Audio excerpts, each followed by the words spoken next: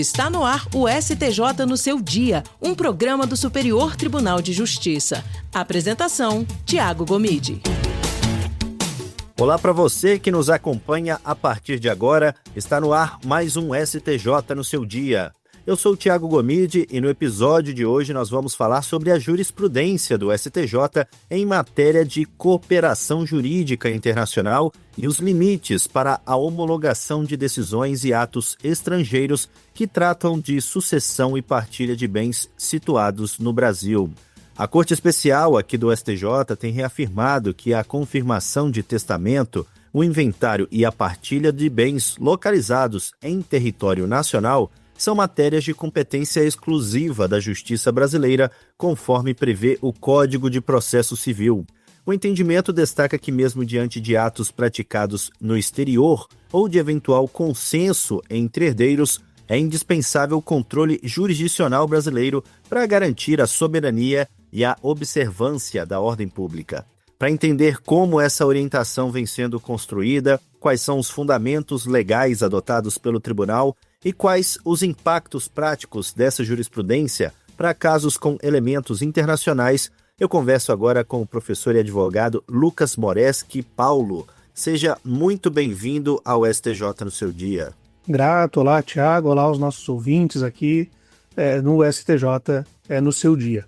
Doutor Lucas, começa então explicando, por favor, para quem nos acompanha, como que a jurisprudência do STJ limita os casos de competência exclusiva da Justiça brasileira em matéria sucessória? Maravilha.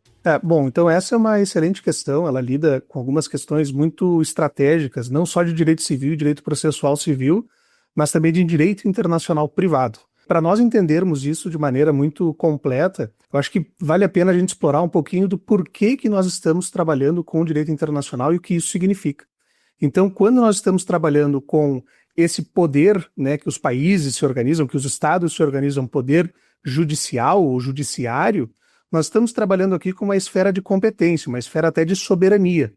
Quando, então, fixamos essas soberanias, né, e fixamos ela aqui no Brasil a partir do modelo constitucional legal, nós precisamos salvaguardar essas competências, salvaguardar essas opções democráticas, opções republicanas que fizemos, e a forma como isso se revela em alguns casos, que é aqui o caso que se está dando destaque, é a partir, então, de regras de competência fixa em casos de bens situados no Brasil. Então, aí é que está. E esse é o grande ponto daquilo que nós vamos explorar aqui em relação à cooperação jurídica internacional em matéria sucessória sobre bens fixados aqui, sejam bens imóveis ou bens móveis que estejam no Brasil. Então a jurisprudência do STJ ela é muito firme, no sentido de, ainda que não vá ser alterada nenhuma substância acerca de uma determinada decisão ou ato jurídico estrangeiro, que ela respeite o processo, o procedimento, a competência fixada na nossa legislação.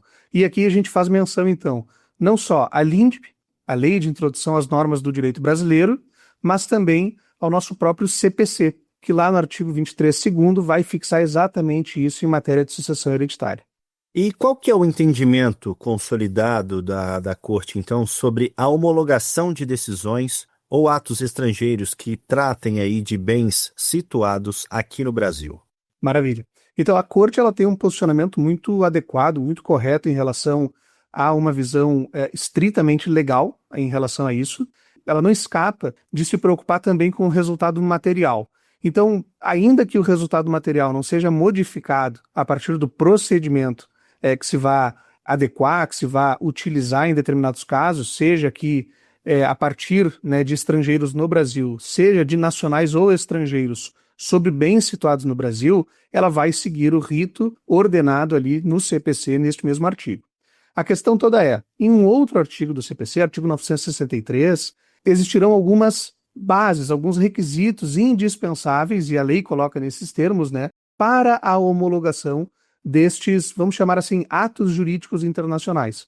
E esses atos jurídicos internacionais, então, eles configuram uma espécie de extensão, de tolerabilidade dentro do cenário jurídico internacional, sobretudo do jurídico internacional privado, naquilo que o Brasil pode concordar com que os efeitos de uma decisão ou ato jurídico praticado no estrangeiro reflita aqui dentro. Como são sobre bens situados no Brasil e o CPC estipula uma regra muito específica sobre isso, o STJ tem a correta e adequada visão de manter, então, o procedimento, ainda que no final do dia o resultado prático dessa decisão seja exatamente aquele mesmo que seria homologado. Mas isso é uma questão de segurança jurídica. Nós não conseguimos verificar todos os requisitos, todas as questões de ordem pública, tudo que há envolvido sempre nestes casos de repercussão patrimonial, se nós não seguirmos o procedimento correto e fixarmos, então, essa competência em juízo brasileiro. Doutor Lucas, e de que forma o artigo 23 do Código de Processo Civil tem sido interpretado pelo STJ em conflitos com elementos internacionais? Perfeito. Então, é exatamente esse o ponto, né? Me permita aqui fazer a leitura, então, do artigo 23.2, para que a gente esteja falando a mesma linguagem, né, aqui com os nossos ouvintes. Então, o artigo 23 caput diz: compete à autoridade judiciária brasileira, com exclusão de qualquer outra, inciso 2º, e em matéria de sucessão hereditária, proceder à confirmação de testamento particular e ao inventário e à partilha de bens situados no Brasil. E esse aqui é o grande ponto. Ainda que o autor da herança seja de nacionalidade estrangeira ou tenha domicílio fora do território nacional. Então aqui, de novo, o STJ ele vai primar por seguir à risca e de modo correto o nosso CPC.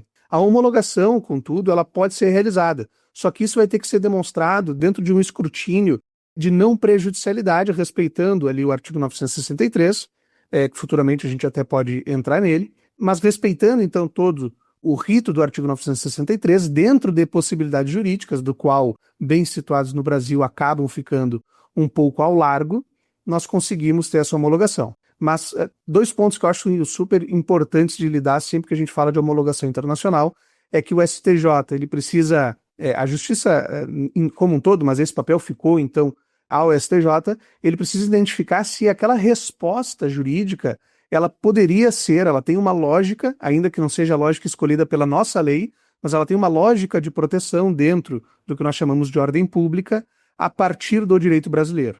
Então a homologação ela deverá respeitar ditames constitucionais, ainda que não sejam as necessárias específicas decisões que nós aqui, nosso corpo legislativo, tenhamos tomado para tutelar essa questão. Então o STJ ele se fixa nesse sentido. E há uma diferença jurisprudencial aí entre a homologação de sentença estrangeira e de ato notarial estrangeiro? Isso é uma boa discussão e nós precisamos sempre pegar assim um pouco os termos jurídicos trabalhados, né, homologação de sentença estrangeira e ato notarial estrangeiro, e trazer isso para uma dimensão realmente de direito internacional privado.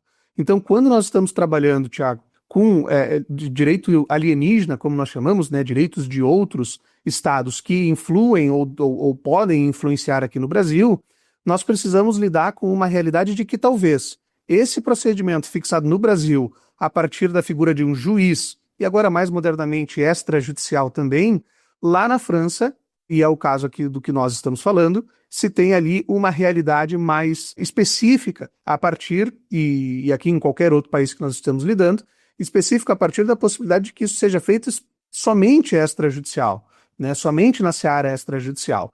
Então, o Brasil ele tem que conseguir traduzir, quando vai realizar essas avaliações, se aquele ato jurídico normativo ou se aquele ato jurídico consolidado como um ato jurídico legítimo para a realização de determinado fim, se ele tem, primeiro, uma caracterização parecida com o que haveria de ser no Brasil, e aí a gente cumpre um dos requisitos, ou ainda, se dentro da realidade daquele país, das regras processuais ou das regras dos requisitos formais para a realização de determinado ato, se ele vai repercutir um fim que seja um fim legitimamente reconhecido no Brasil. Então, quando nós estamos admitindo uma decisão ou um ato jurídico praticado no estrangeiro, a partir de direito alienígena, no nosso território nacional, nós temos que nos blindar em relação àquilo que poderia ser realizado aqui ou daquilo que nós podemos tolerar que seja, então, que tenha os seus efeitos repercutidos em território nacional. Doutor Lucas, e em que medida o consenso entre os herdeiros influencia ou não a necessidade de controle jurisdicional no Brasil? Perfeito. Então, a questão do consenso é muito interessante porque ela vai nos abordar, e isso é algo que nós já estamos aí, talvez há 2 décadas, trabalhando com a modificação, né, do elemento consensual dentro das relações privadas, sobretudo das relações patrimoniais, e sobretudo daquelas em que nós não temos incapazes, né, pessoas menores de idade, envolvidos com o interesse patrimonial. Então, quando nós estamos trabalhando com essa questão, é muito interessante que nós tenhamos a habilidade de considerar 2 coisas. O consenso ele vai me permitir, talvez, a negociabilidade entre as partes, entre os herdeiros, em relação ao que vai ser feito. Só que isso não afasta, dentro do Brasil, a obrigatoriedade de que essa sucessão passe por um juiz brasileiro se for trabalhar com bens situados no Brasil, né? Se for bens imóveis, isso tem ainda mais força, porque nós iremos aqui trabalhar com 2 dos incisos do artigo 23, e só pelo fato de ser sucessão hereditária, então nós já trabalhamos ali com o artigo 23, inciso 2º, que obriga, né, necessariamente que nós tenhamos esse cuidado, então, essa regra de competência sendo fixada à autoridade jurisdicional brasileira. E como que o STJ tem equilibrado aí a cooperação jurídica internacional com a preservação da soberania nacional? Essa é uma excelente pergunta, Tiago, porque quando nós estamos trabalhando com cooperação jurídica internacional, nós estamos entrando em 2 campos: o jurídico, o direito, e um campo até meio diplomático, se nós quisermos falar assim. Então aqui inclusive, muito interessante explorar uma relação que existe entre 2 das matérias que nós, né, aprendemos durante a graduação, que é o direito internacional privado, que é esse das relações civis, e o direito internacional público, que é a relação entre os Estados. Então, a relação entre os Estados ela é fixada a partir do direito internacional público, de tratados, de convenções, de parcerias firmadas entre esses países, exatamente para permitir essa cooperação, essa ajuda mútua. E quando nós estamos trabalhando, então, com um caso entre privados, uma sucessão, por exemplo, nós estamos trabalhando numa dupla dimensão. Nós precisamos averiguar como que isso se dá no Brasil e no país estrangeiro, no qual nós iremos praticar um determinado ato, e ainda precisamos avaliar se esses 2 países, Brasil e o país estrangeiro, detêm algum tipo de acordo especial, cooperação jurídica especial, ou se nós precisaremos construir uma a partir do processo.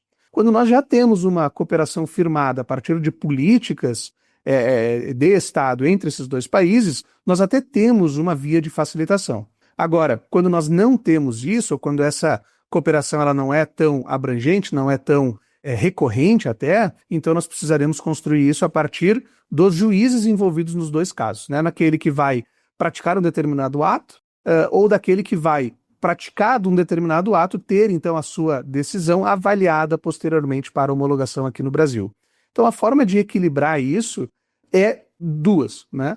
É entender a prejudicialidade dessas questões e já se posicionar nisso, e isso o STJ tem feito com maestria, né? Porque ainda que o processo, ainda que a homologação não possa ocorrer naqueles termos, há sempre uma indicação, há sempre um cuidado em se indicar que não há um problema de mérito, há um problema de procedimento, há um problema de forma.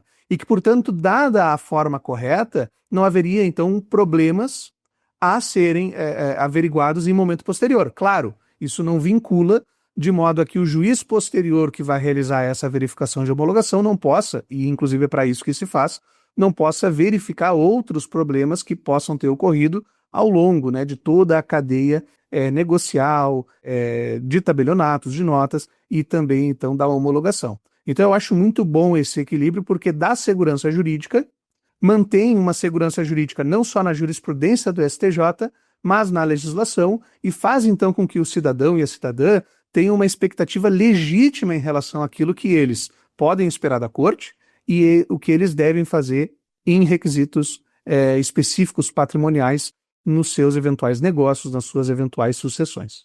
Quais são os critérios usados para verificar eventual ofensa à ordem pública brasileira nessa questão da matéria sucessória? Então, Tiago, essa é uma excelente pergunta. Essa talvez seja uma pergunta que, quando nós trabalhamos, seja em caso, seja também na pós-graduação, na graduação, nós sempre temos que lidar com muitas dúvidas em relação a isso.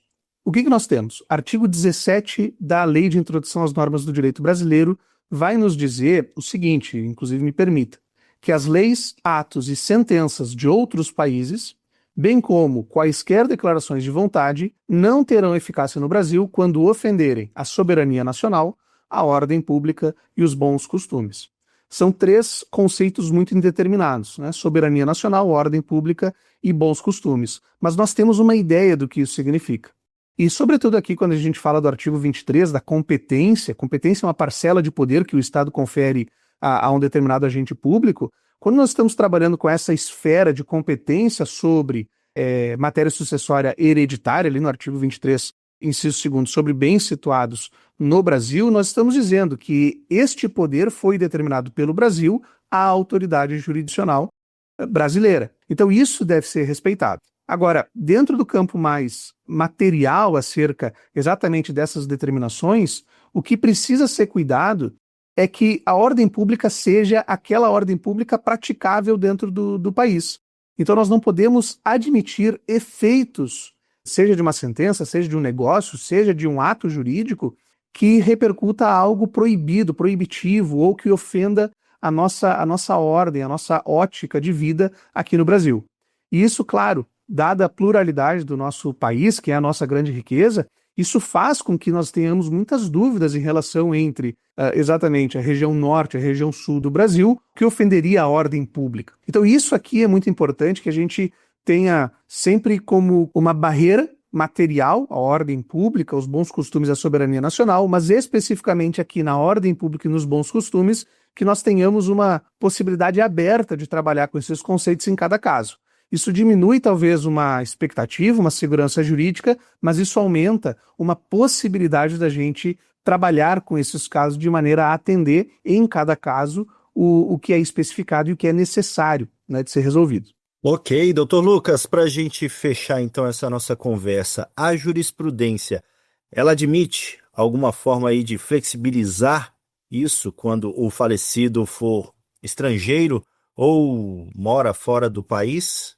Então, quando nós estivermos trabalhando com bens situados no Brasil, não há muito o que ser feito. Tá? O que nós aconselhamos é que isso seja organizado de maneira prévia, que nós não precisemos realizar uma dependência nessa homologação para que, inclusive, isso auxilia o tribunal, para que essas questões sejam resolvidas de maneira anterior. Então, assim, entre a realização de uma organização patrimonial, uma organização sucessória, que possibilite, né, o controle desse fluxo patrimonial no Brasil por parte de estrangeiros ou por parte de brasileiros que residam no exterior, isso deve ser admitido. Agora, quando nós estamos trabalhando com bens situados no Brasil, esses procedimentos todos eles terão de passar por autoridade judiciária brasileira, ainda que seja só para fins de homologação.